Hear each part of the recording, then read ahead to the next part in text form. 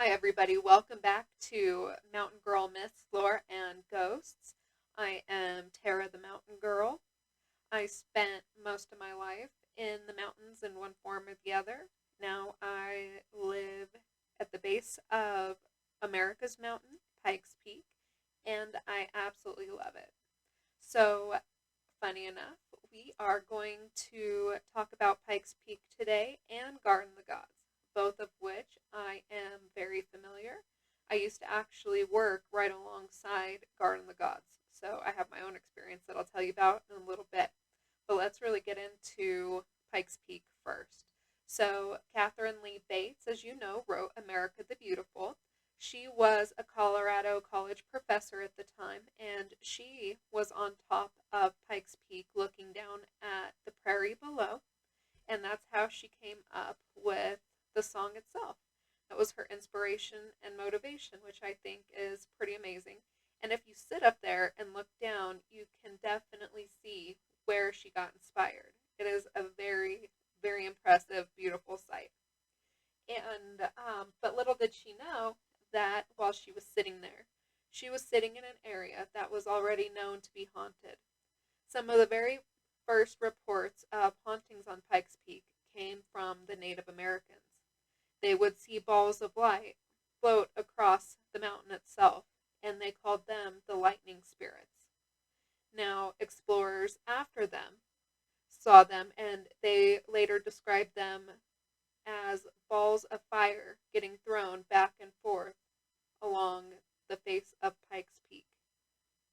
After them, the first pioneers came out to mine for gold and to homestead, and they saw them. They had a different name. They called them St. Elmo's Fire. Now, I'm not talking about the 80s movie with the Brat Pack in it. No Emilio Estevez there. They're actually considered to be the spirits of miners who have died while searching for gold on Pikes Peak, which is entirely possible. There were a lot of miners that came through there that sadly died. Colorado's weather is very, very unpredictable, especially at higher elevations. So that leads me to my next story. The next story is a sad story about Mr. and Mrs. Skinner. Now, Mr. and Mrs. Skinner were from Dallas, Texas. Now, Dallas gets very, very hot in the summer, and this the year that they came in August of 1911. Now, before they got here, Mrs. Skinner told Mr. Skinner that she was going to climb Pikes Peak and that he couldn't basically be a wimp, but that he had to come with her. So he wasn't very excited. He was hesitant, but eventually agreed. So August 22nd, 1911, Mr. and Mrs. Skinner woke up, had breakfast, went shopping, and then went sightseeing around Manitou Springs. Manitou Springs is basically at the base of Pikes Peak. It's a very cute little town. It's called Manitou Springs because it has natural springs that people thought, could be used like the springs in Bath, England, and they thought they had healing properties. So they went sightseeing through there, and then around noon decided to start the hike up. Now, you don't want to start a hike like that at noon. Most experienced climbers who are planning to make that climb start very early in the morning and know they're not going to get back until fairly late at night. So a shopkeeper actually saw Mr. and Mrs. Skinner start the climb. He thought that they were going to go for a picnic. However, they didn't have any provisions with them. They didn't have any lunch. They didn't have any water. He couldn't see them carrying anything. So they started up, and about 4 o'clock, the cog railway passed them, and riders on the cog saw them trying to hike their way up. Now, people in particular thought it was pretty memorable because they thought it was funny that Mrs. Skinner was yelling over her shoulder at Mr. Skinner, telling him to hurry up and let's get on going. And she had a very southern twang as she yelled at him, so they thought that was pretty funny. So, about mid-afternoon, Mr. and Mrs. Skinner made it to the halfway point. And at the halfway point, they stopped for a rest, and they noticed that other climbers were all around them in this little halfway house, and they were all headed down. And so Mr. Skinner, tired, exhausted, thirsty, begged some water off of a stranger, and then about burst into tears when he saw the stranger throw his sandwich to the birds. So, once again, no water, no food.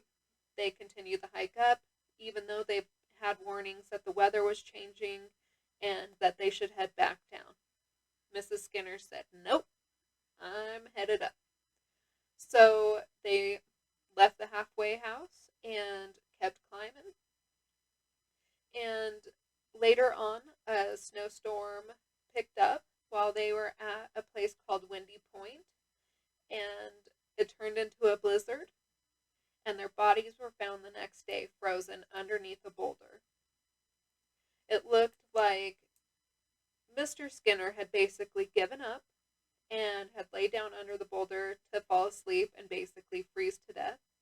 Mrs. Skinner, however, looked like she had been pacing and refused to leave her husband, so she ended up dying. Now, at a little photo shop in Manitou Springs, you can actually see a photo of Mrs. Skinner and how she was found frozen. You can see her in her long dress, in her button-up boots, and partially buried in snow.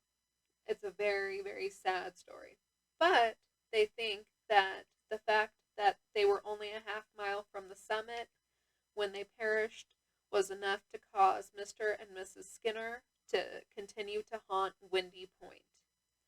And they're seen as frozen corpses and frozen spirits.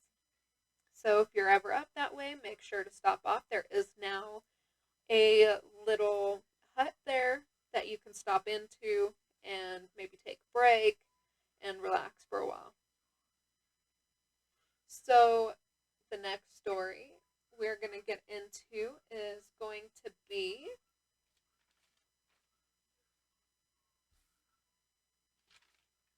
Garden of the Gods. Now, I'm going to post some pictures of Garden of the Gods. It is literally one of the prettiest places you could go. And there's trails. The red rock formations are incredible, and they stretch so high up that a lot of climbers like to go and try their hand at it. Now, Garden of the Gods was a sacred spot for Native Americans in the area. I do believe it was the Utes. And they had sacred burial grounds located there. So the fact that tourists now tromp over areas that were, the Native American burial grounds probably does not keep them very happy. So one story that I have from when I worked over there was I worked in an office right on the outskirts of Garden of the Gods. And I'd worked there for a while and knew of the history of the location and the area. And I noticed weird things would happen. Tapping on my office window, my adding machine turning on by itself, and, all red zeros would pop up on my adding tape. But I never felt necessarily scared that it was happening. It was more just, it was happening. So, after a while, you after you're not hurt or necessarily too scared, you kind of learn to live with it. So that's what we did. So one time we were getting the office carpets replaced. Now, in our main office area, there were doors that led off to like little storage areas, and one area in particular had like the fax machine, had a copier, had the shredder. We kept some extra paper in there. And since there were no sensitive documents in that room, that door did not have a lock. Matter of fact, trying to keep it closed itself was kind of challenging because it was like it didn't want to close all the way. Like the latch was kind of loose, so it to slowly open itself. Um, so after the carpet guys had ripped up all the carpet and they started laying the new carpet down, they had to get into that side door to lay one of those little metal separation plates. I don't even know what they're called, like not a tack strip, but like a separator from the tile that was in that storage area. So they went to try to open the door, and the door itself wouldn't open. So they thought it was locked. So the I guess the carpet supervisor came and got me. At the time I was the assistant manager. They came and got me and told me that that door locked. Well, I knew that there was no lock on that door. So I went over there, went to open it, and sure enough, it felt like it was locked from the inside. So after a while, I kind of gave a tap tap on the door, like knocking, like permission to enter. And I said, "Hey, can you please open this door?" And I turned the knob and the door opened. It scared the carpet guys so bad. It took us a half hour to convince them to come back in and finish the job. Because once the door was open, they saw that there was no way for that door to lock. And the fact that it took me knocking and asking politely for it to open um, scared the bejesus out of them. And they were all very superstitious, so once again, they didn't want to come back in. But we convinced them, and the carpet itself got installed. Also, around that area that I worked, right at the base, it's like UPass Park, and right by the UPass Trail, there were additional Indian burial grounds. So there were a couple buildings in this area that I worked that were known to be haunted. They were known for strange activities, stuff missing and then showing up weeks later.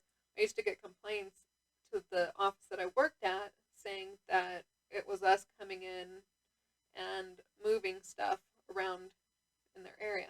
But we finally convinced them that it wasn't us and kind of moved on. Um, Another thing about Garden of the Gods is those rock formations that I was telling you about. There are several incredible formations there, and they have names. We have the Three Graces, Twin Sisters, and the Balancing Rock. Now, a lot of rock climbers like to go and rock climb on these formations, but to do so, you have to get a permit and you have to have all of the safety gear. Now, try not to be too surprised when I tell you that people don't always follow the rules.